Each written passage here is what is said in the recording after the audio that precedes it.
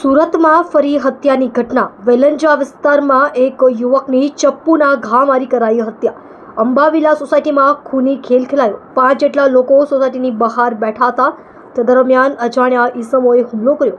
ઘટનામાં 4 લોકો ઘાયલ જ્યારે એકનું મોત। મૃતકનું નામ પારસ વેકરિયા હોવાનું સામે આવ્યું। સમગ્ર મામલે ઉત્તરાયણ પોલીસે તપાસ હાથ ધરી। પ્રશાંત પ્રતાપભાઈ વેકરિયા। શું ઘટના બની છે?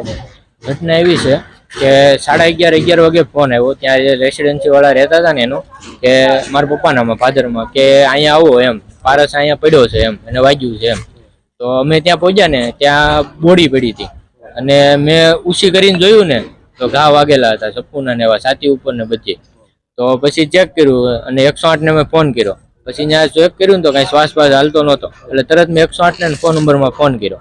એટલે 108 વાળા આવ્યા અને પબ્લિકનું ટોળું ભેગું થઈ ગયું। પછી જાણ્યું કે શું છે બધું એમ।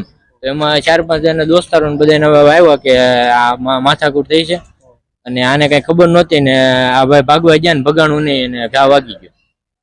કેટલા ઘા? અને ઘા તો એક જ દેખાડે છે અત્યારે, અહીંયા હૃદય ઉપર જ સીધો। કોઈ અગાઉ કોઈ મગજમારી નહીં, અગાઉ એવી કાંઈ એની મગજમારી જ નહીં।